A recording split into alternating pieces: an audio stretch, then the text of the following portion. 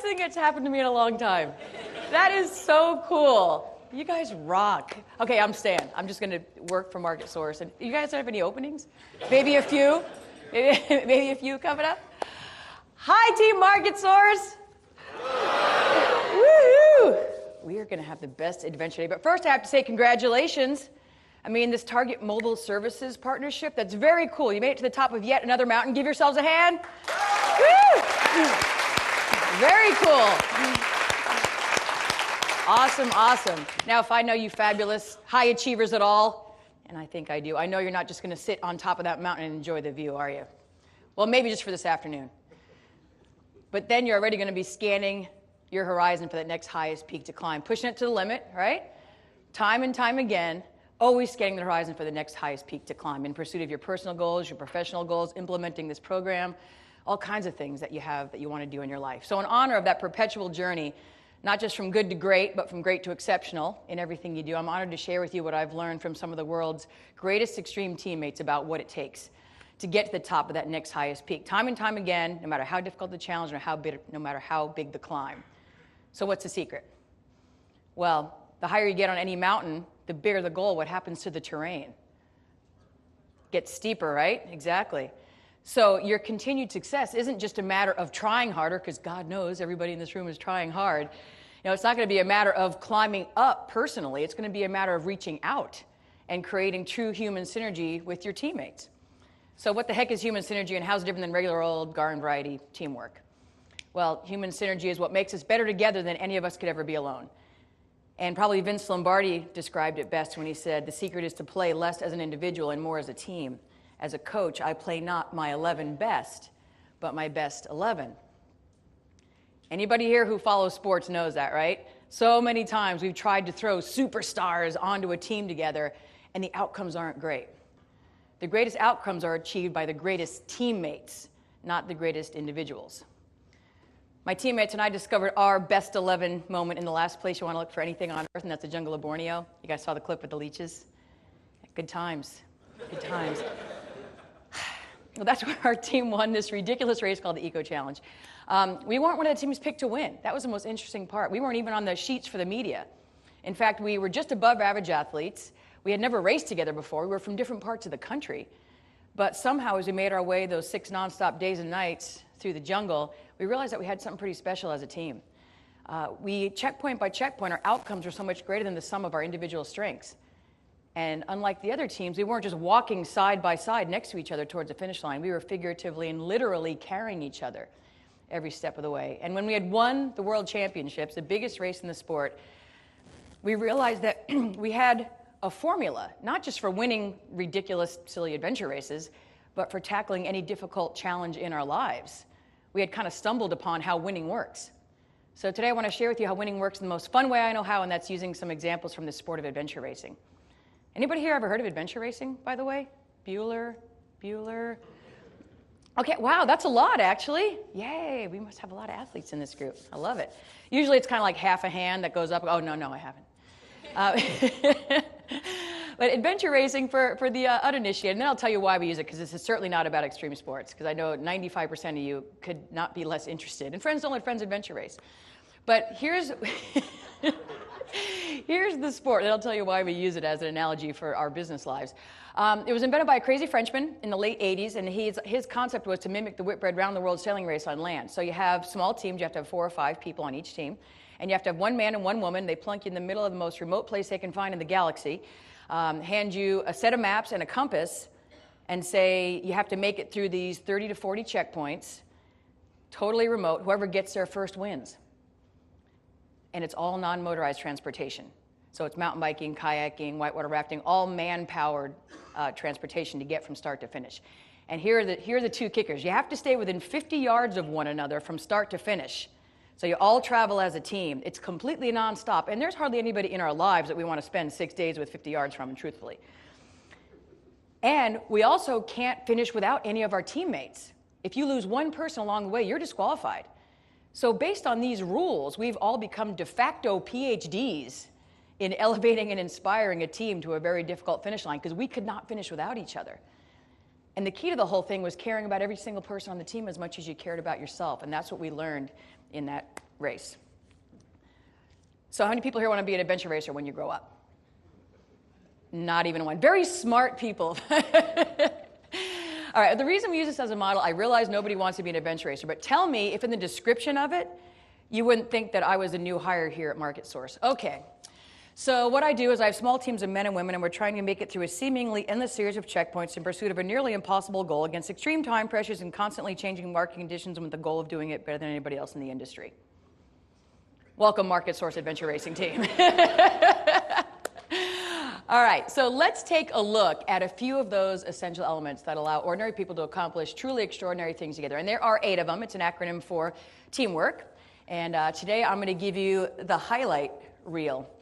So let's take a look at first total commitment. And by the way, any of you guys that want these slides, the last slide of the presentation is a way for you to get them.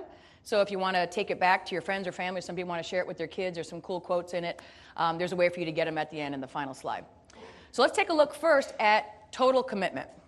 Now, when I'm talking about total commitment, I mean the 4 Ps: planning, purpose, perseverance, and preparation. Now, a lot of people in this room, obviously most of you are managers, you're fantastic at planning.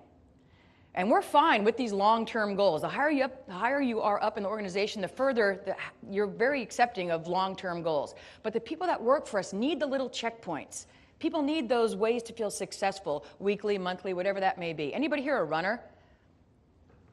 A lot of people. Okay, cool. So you'll totally understand this. At the start of a race, you're thinking, okay, I'll do a negative split. I'll run the first half, and the second half, I'll run it a little bit quicker because that's how I've been training.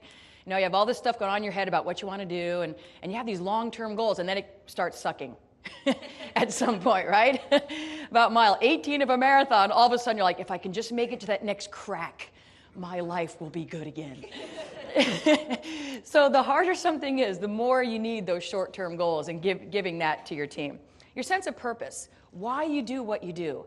When things get hard, great leaders will take that sense of purpose and remind their team why you do what you do, day in and day out. That higher purpose, okay? We're helping people, well, especially when you go into Target, you're helping make sense of a mobile market that's gone insane. I mean, remembering why you do what you do, day in and day out. Your perseverance, never letting emotion affect locomotion. We're not always going to feel great. It's not always going to be a great day for us, but we don't let that affect moving forward anyway. And your preparation. I love the idea that luck is the sum of opportunity plus preparation. If you prepare extremely well, not just to be the best in the room, but among the best in the world in your industry, and then you're constantly scanning the horizons for those new opportunities, and not just scanning the horizons, creating your own opportunities. Where are our opportunities? In what we're great at. What is your core strength? You as an individual, what is your core strength? What do people come to ask you about? That's where a lot of your opportunity lies. And when you put that together with preparation, boom, you become the luckiest person out there. One thing I know for sure about commitment starts when the fun stops. Right? Everybody starts strong. Everyone's having a good old time. Like at our start lines, everyone's wearing matching outfits, and they're all high-fiving each other, and yay, we're at the Eco Challenge, we're fabulous. And then about 12 hours later, you're sideways hail, you're covered with leeches, you're bleeding, you want to strangle each other. That's where commitment starts, when the fun stops. So this first clip I'm going to share with you guys is our team in Borneo, where the fun had stopped for us about 5 days before we entered this moment. And we are racing the French to the finish line, which you'll sense as a theme throughout this. We think we have about a 3-hour lead on them going into this caving section. And it appears on the map that all we have to do is run into these caves, ascend up these ropes, run down this ridgeline, jump into our boats, and paddle 60 miles to the finish line, and we're going to win the Eco Challenge. Yay! Well, in Eco Challenge world, that's like that much race left. So we're thrilled. We're all excited. It's like our victory lap, you know. So we run into the caves victoriously. And our first step, by the way, was up to here. What's at the bottom of caves? Oh, yes. Bat guano. No one's eating yogurt, right? Okay. My bad. I'm sorry, I'm a little gross. All right, so up to here in the bat guano. And it has nothing to do with the story. It's just a tangent that adds flavor. And all right, as long as I'm here, I'll tell you what happened next. I pull my foot out, and my shoe comes off. Oh, yes. No shoe. Sock, no shoe. Now, I have to say that this is a moment, ladies, where we get to pull out one of our girl cards. Now, I'm the team captain. I get us everything we need to be successful. I get us to the start line. I get us our sponsors, blah, blah, blah. I do not dig in the poop for shoes. This is a boy job. I'm just saying. Just saying. Girl jobs, boy jobs. Separate things. All right, so my buddy Mike had to dig it out. I finally put my shoe back on. We find our ropes. There's 4 ropes to sending up this Batcave. So we started sending up these ropes, and we're at the middle of the rope section. It's really hard to ascend up these things, so we're pretty fried. And suddenly, my rope is shaking around. And I look down there, and sure as heck, the 3-hour lead that we thought we had suddenly overnight became 10 minutes. And the French had run into the cave right behind us. And if you know the French at all, which I know some of you do, they are not shy about winning. So the little man is holding my rope, the French team captain, and he's looking up at me going, "Get off the rope, American, we come to win the Eco Challenge." French. So I go into full panic, and I started ascending as fast as I can, trying to get away from them, and I had a really smart team captain, a guy out of Vail, Colorado, Mike Closer. And he said, "Hey guys, let's think about this. They can't get on these ropes until we get off. So what do you think we did?" Yes. Yeah, exactly. We stopped. Somebody always says, "Cut the ropes." We stopped. You guys are smart. Right? We drank all our water. We ate all our food. We prepared for the battle ahead. And then we started sending up, and now it's 120 degrees outside as we're running down this ridgeline. I'm totally dehydrated. My feet are bleeding. I'm covered with leeches. Been in the same Lycra outfit for 7 days. Thank you very much. And I start to get to the end of my rope. And ladies, help me out here again. When we get to the end of our ropes, yes. And so there I am. I'm a complete soup sandwich in the middle of this race at the front of the World Championships. And I'm crying, and there's a 1,200-foot drop on both sides. And I have to stop because I'm going to die if I keep trying to walk, and I'm stumbling. And so I'm standing at the front of the World Championships. My team is running down away from the French. The French are running down the ridgeline trying to catch us, and I'm standing still, crying. And it was one of those moments that your teammates could have done just the right thing or just the wrong thing, right? So my buddy Mike finally realizes I'm not with them. So he turns around, he starts trucking back up the ridgeline, and I'll never forget what he said. He stands right in front of me and says, "Okay, Rob, I got a wife and a daughter, and I know that you people have to do this." And then he said, "But there's a difference between people that win the Eco Challenge and people that lose the Eco Challenge. And it's not that people that win the Eco Challenge aren't crying, because this is hard, and it sucks, and it's okay. It's just that people that are going to win the Eco Challenge are crying." And then he grabbed my hand and said, "And they're walking." And bless his heart, he held my hand for the next several hours as I cried and stumbled and made my way down that ridgeline. And I realized in retrospect, the man was absolutely right, Being a great leader, being a great team builder, pushing it to the limit doesn't mean not having a bad day. It doesn't mean not having a down moment. It means that you cry and you keep walking anyway. So here we are in Borneo. Quick little clip. So at the end of these things, it's the sound of one hand clapping. It's very zen. There's nobody there. And you get a beer. And if you win, you get enough money to get home. Yay. But, it's not about that. The reason we keep going back is those moments like you guys are about to have where you're operating on one heart and one mind and tackling some incredibly difficult challenge together. It's addictive. And you are going to want to do it over and over and over again. And it's all about the team. And that's what keeps you coming back. The next essential element that we're going to look at today is adversity management, or challenge management, or change management.